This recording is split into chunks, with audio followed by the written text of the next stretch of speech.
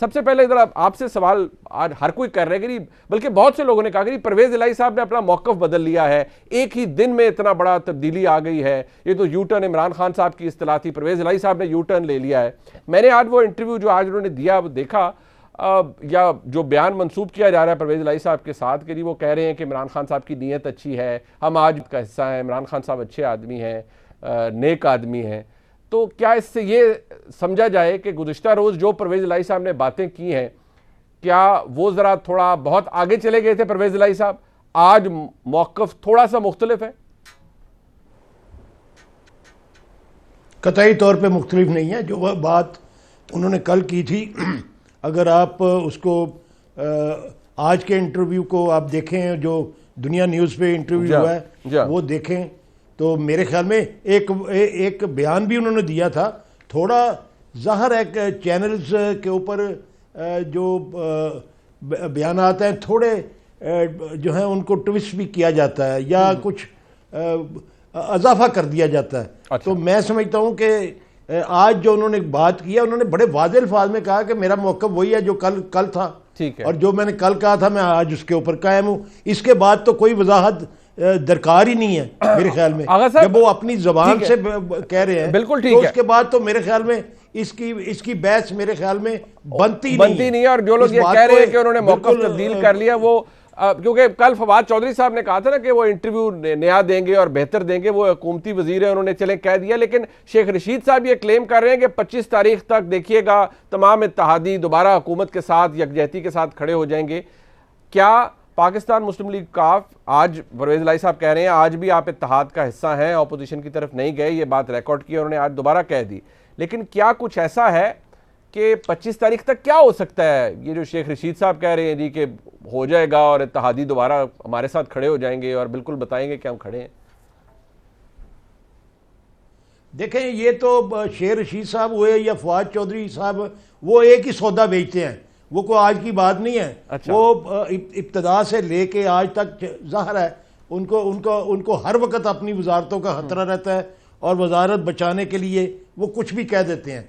उनका तस्करा करना मेरे ख्याल में नॉन सीरियस लोगों का या गैर संजीदा लोगों का, यही तो वो लोग हैं जिनकी वजह से इमरान खान इस जगह पे पहुंचे हैं कि उनके इत्तेहादी भी नाराज़ है, उनकी अपनी जमात भी तितर बितर हुई है और एक सूबे में 3-3 4-4 ग्रुप बन चुके हैं। और वही लोग हैं ना जिनका तस्करा चौधरी परवेज इलाही साहब ने आज किया कि 10-12 लोग हमारे पास भी हमारे साथ भी मुलाकात करके गए और उन्होंने हमें भी यकीन दानी करवाई। और जंगीर तरीन वाला ग्रुप जो है वो तो बात ही ये करता है कि जी माइनस बुजदार जो है वो हम बात करेंगे, अदरवाइज बात ही नहीं करेंगे। अच्छा, लेकिन एक बात जो कि परवेज इलाही साहब से मंसूब की जा रही है, ये जरा इसका वजाहत कीजिएगा कि वो कह रहे हैं, आज शहबाज शरीफ साहब ने भी यही बात कही कि देखिए परवेज इलाही साहब कहते हैं जी इमरान खान साहब नेक आदमी हैं या ईमानदार आदमी हैं। वज़ीर आज़म के बारे में परवेज इलाही साहब, शहबाज शरीफ साहब कहते हैं कि उन्हें ईमानदार वज़ीर आज़म ना कहा जाए, ये गलत है, ऐसा नहीं कहना चाहिए। आज की तारीख में आपका मौक़िफ़, पाकिस्तान मुस्लिम लीग काफ का मौक़िफ़ यह है कि ईमानदार एक वज़ीर आज़म पाकिस्तान एक ईमानदार शख्स है और अच्छी नीयत के शख्स हैं, कम से कम ये तो आज आप सर्टिफाई करते हैं ना, चौधरी साहब भी करते हैं, आप भी करते हैं। ये कतई तौर पे ये बात बिल्कुल दुरुस्त है और चौधरी परवेज इलाही साहब ने जो कहा ये हमेशा वो कहते हैं, इसमें कोई शक नहीं। लेकिन बात यह है, बात तो एक चीफ एग्जेक्टिव का रवैया और एक पार्टी के सरबराह का रवैया जिसके अंदर लोग जो हैं वो नाराज़ हो रहे हों और जो मुआदा उनके साथ इत्तेहादियों के साथ किया हो उसके ऊपर अमल दरामद ना हो और उसके ऊपर अमल दरामद की ये हालत हो कि तमाम इत्तेहादी हैं वो ये शिकवा करते हों कि वो बात ही नहीं करते। आज भी चौधरी परवेज इलाही साहब ने कहा कि वो हमारे घर भी आए थे, उन्होंने कोई बात नहीं की। अगर बात कोई करेगा तो किसी जगह पे पहुंचेगा ना।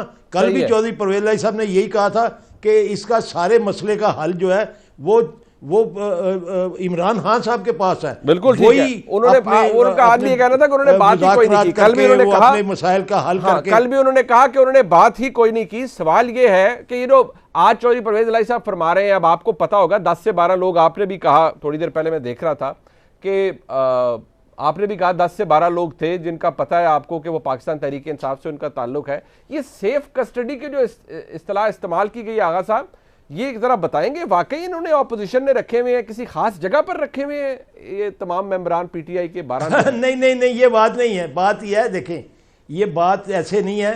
वो देखें, हर कोई किसी के जुमलों को, उनके किसी के अल्फाज जो हैं उनको अपने मैनी देने की कोशिश करता है, लेकिन उन्होंने जो बात की है वो ये की है कि वो यानी कि एतमाद दिला चुके हैं। ये इस किस्म की बात उन्होंने की है जिसके मैंने ये बनते हैं कि वो 10-12 लोग जो हैं वो अपोजिशन को एतमाद दिलवा चुके हैं। ठीक है, और वो एक सेफ जगह पे हैं। अच्छा, ये सेफ मुवक्कफ है उनका।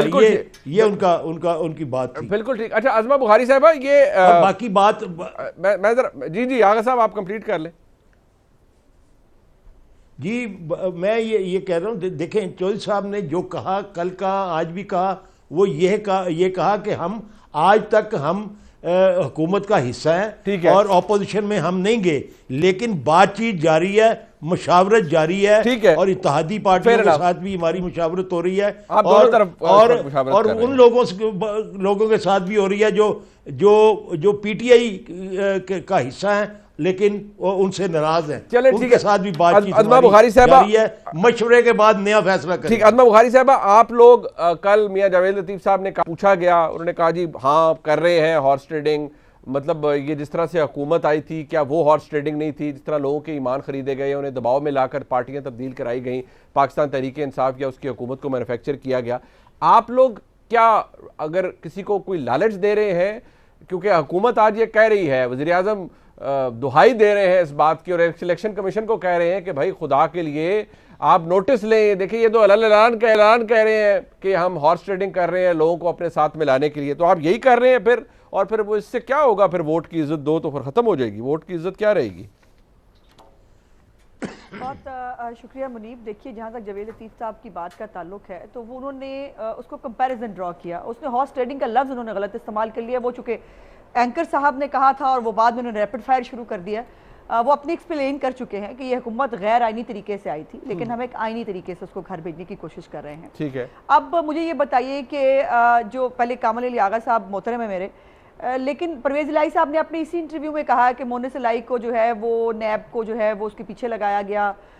फिर उसके बाद उन्होंने कहा कि अपने कुछ MNAs के सामने कहा मैं इसको छोड़ूंगा नहीं। ऐसा शख्स नेक और ईमानदार होता है जो आपके बारे में ये कह रहा है और ये कर रहा है, लेकिन उनकी बड़ी बात है कि वो भी उसको नेक और ईमानदार समझते हैं। कोरोना फंड खाने के बावजूद, फॉरेन फंडिंग के बावजूद, जितने स्कैम्स है हुकूमत के उसके बावजूद, तो उनकी आला ज़रफ़ी कह सकती हूँ उसको, फिर मैं और क्या कह सकती हूँ जहाँ तक हमारी बात है।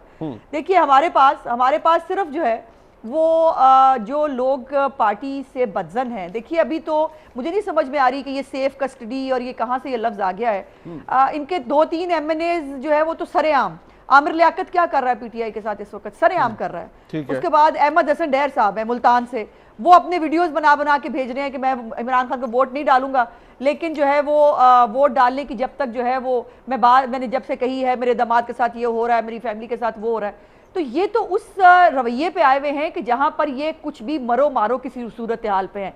जब वफाकी वुज़रा आपको सामने से धमकी दे रहे हों कि हम गुजर के जाने नहीं देंगे, और जब आपका वज़ीर आज़म कहता हो मैंने गोली के निशाने पे लिया हुआ है, तो फिर इस हुकूमत से क्या वो MNAs जो अपनी मर्जी से वोट डालकर उसके बाद कॉन्सिक्वेंसेस भी बर्दाश्त करने के लिए तैयार हैं, ठीक है कि वो क्या कॉन्सिक्वेंसेस होंगे, उसके ऊपर क्या गलत है, वो क्या उसके ऊपर क्या नहीं। और वो इलेक्शन कमीशन जो बार बार इमरान खान को कहता रहा कि आप लोअर दीर नहीं जा सकते, वो गया। इलेक्शन कमीशन ने कहा आप सवात मत जाएं, वो गया। आज उसी इलेक्शन कमीशन को पुकार रहे थे। मतलब कमाल इस आदमी की मतलब दादागिरी है कि बदमाशी और गुंडागर्दी की आखिर पे उतरे में है, जबान भी गलत इस्तेमाल कर रहे हैं, धमकियां भी दे रहे हैं, फिर उनका ख्याल ये कि सारे इदारे उनके सामने बाजू जो है वो हाथ बांध के खड़े हो जाए। अव्वल तो मैं समझती हूँ, एक मिनट मुनीब, एक मिनट, मैं समझती हूँ कि कल के परवेज इलाही साहब के इंटरव्यू के बाद इमरान खान को इखलाकी तौर पर खुद ही इस्तीफा दे देना चाहिए था, चूंकि जो चार्जशीट परवेज इलाही साहब ने किया है इत्तेहाद में शामिल है अभी भी, वो कैसे क्यों, वो या तो वो इत्तेहाद से भी साथ निकलने का ऐलान कर देते ना। रुकिए ना, मैं यही तो कह रही हूँ, वो उन्होंने फैसला नहीं किया। इमरान खान को क्या करना चाहिए कि जब उनके अपने इत्तेहादी उनको बता रहे हैं, उनकी नैपियां तक बता दी उन्होंने कि नैपियां बदल बदल के इनके लोग थक गए हैं, और जो है वो इन्होंने एक रत्ती का काम नहीं किया। ये जो है करप्शन भी बढ़ गई है। कामिल अली आगा साहब भी हमेशा कहते रहे हैं हमारे जो है पंजाब के अंदर करप्शन जो है वो पहले से ज्यादा बढ़ गई है। उसके बाद जो है क्या इमरान खान को जो है वो खुद ही इस्तीफा नहीं दे देना चाहिए, क्योंकि उनके अपने इत्तेहादी उनके साथ जो है वो उनके ऊपर रिजर्वेशंस है, लेकिन वो जिद है कि मैं इत्तेहादियों को जो है वो गन पॉइंट पे मनाऊं, मैं नैब से मनवाऊं, मैं एंटी करप्शन से मनवाऊं, मैं किसी भी तरह मनवाऊं, मैं मनवा लूंगा, लेकिन मैं उनको बताना चाहती हूं कि आपकी गेम खत्म हो गई है, यू आर गॉन, और आपको सिर्फ एक आपकी हमने इज्तिमाई आपकी एक रसूमात अदा करनी है, और otherwise you are a lost case. अच्छा चले, ये परवेश खान साहब, आप जरदारी साहब की एमक्यूएम से मुलाकात है या मौलाना फजल रहमान साहब से मुलाकात होगी। अब सवाल यह है कि क्या एमक्यूएम के साथ आपके मामला तय पा गए? दूसरी बात यह है कि शहबाज शरीफ साहब ने कहा कि उनकी ये राय है कि कौमी हुकूमत टाइप को एक डिस्पेंसेशन बन जाए, तमाम अपोजिशन जमातों की उसके अंदर शराकत हो, जारी बात है अपने अपने मैंडेट के हिसाब से, और माइनस पीटीआई। क्या पाकिस्तान पीपल्स पार्टी ऐसी किसी डिस्पेंसेशन को अप्रूव करती है या समझती है कि ऐसा होना चाहिए? क्योंकि मौलाना फजल रहमान साहब ने भी कहा कि तमाम अपोजिशन मिलकर हुकूमत बनाएगी और उन्होंने इस बात को एक्नॉलेज किया है। तो क्या पाकिस्तान पीपल्स पार्टी भी is on board regarding this कि वाकई हम भी कौमी हुकूमत का हिस्सा होंगे? नाम उसका कौमी हुकूमत होगा, अपने मैंडेट के हिसाब से सारी बातें आएंगे। बहुत शुक्रिया मुनीब। देखिए, कोई इतनी चंबे वाली बात नहीं उन्होंने की। जो पार्टी जिस वक्त एक दूसरे के साथ मिलकर इस हुकूमत को घर भेजने की कोशिश कर रही हैं और जिन्होंने इस हुकूमत को इस कदर एक्सपोज कर दिया है कि वो जिन बैसाखियों पे खड़े थे उनको अगर खींचा जाए तो ये 24 घंटे सरवाइव नहीं करते, तो वो पार्टीज जो हैं रोजाना के हिसाब से आपस में मिल रही हैं। मेरे तमाम ऑपोजिशन पोजिशन पार्टीज में एक सोच यही है कि जब तमाम ऑपोजिशन पार्टीज एक दूसरे से जो भी हमारे इख्तलाफात थोड़े बहुत थे उनको साइड पर रखकर एक नुक्ते पर जमा हुई हैं कि अब मुल्क को जरूरत है एक मुस्तहकम हुकूमत की, एक जिस गिरदाब में घिरा हुआ है ये मुल्क इस वक्त उससे निकालने की, तो फिर उसे नेशनल गवर्नमेंट ही कहेंगे। जब तमाम पार्टीज जो हैं वो उसमें जमा हो जाएं तो उसे नेशनल गवर्नमेंट ही कहेंगे। और जाहिर है पीटीआई तो अगर उन्हें जरा भी कोई एहसास हो तो वो तो खुद शामिल नहीं हो, लेकिन अगर वो उस शक्ल में रह जाए जिस शक्ल में आज पीटीआई है, मुझे तो अब ये जो जिस तरीके से इनके अंदर तोड़फोड़ जारी है, ये तो वो पीटीआई की वो शक्ल भी नहीं रहेंगे जो लोटो को साथ मिलाने से पहले इनकी थी। अब तो वैसे भी नहीं रहेंगे, और अब तो ये जो इनके अपने आइडियोलॉजिकल लोग थे वो भी इन्हें छोड़कर चले गए या उन्हें इन्होंने धक्के मारकर निकाल दिया, जिसमें वो नहीं। बट आप क्या इस सिनारियो को एंटरटेन करते हैं? आप लोगों ने तो ऑलरेडी ये डिसाइड कर लिया है मेंटली कि इमरान खान साहब फारग हो गए हैं। वैसे अभी अज़मा बुखारी साहब ने कहा is a lost case, is a gone case, और खत्म हो गई हुकूमत। अभी देखिए, आज मैं आपको आज बता रहा हूँ, इतना बुरा भला कहने के या इतना कुछ सुनाने के बाद आज भी परवेज इलाही साहब फरमा रहे हैं कि वो इत्तेहाद का हिस्सा है। कोई इत्तेहादी ऐसा नहीं है अभी तक नेशनल लेवल पर जिसने कहा हो कि इमरान खान साहब you are on your own, हम आपसे बिल्कुल फारग हो गए हैं, हम डिवोर्स ले लिया हमने हुकूमत से, बिल्कुल फारग हो गए हैं। ऐसा कुछ नहीं है। अब देखें, जूते पांव से उतार के अगले को मारे तो नहीं जा सकते ना। अच्छा, ये मतलब अब आपको कुछ शक है कि इमरान खान साहब हो सकता है सरवाइव कर जाए? मैं तो हतमी बात नहीं कहती, हतमी बात तो मालूम है, लेकिन इस वक्त जो हालात हैं उसमें आपको अगर कोई शक रह गया है, इनके इत्तेहादियों के ख्यालात देख लें ना, इवन परवेज इलाही साहब के ख्यालात देख लें। वो ये अगर कह रहे हैं कि कोई अच्छे अल्फाज इस्तेमाल कर रहे हैं तो ठीक है, वो उनके साथ 3 साल रहे हैं, वो उसका पास रख रहे हैं, लेकिन उसके अलावा तो सुने वो क्या कह रहे हैं, उसके अलावा दूसरों को भी सुने वो क्या कह रहे हैं।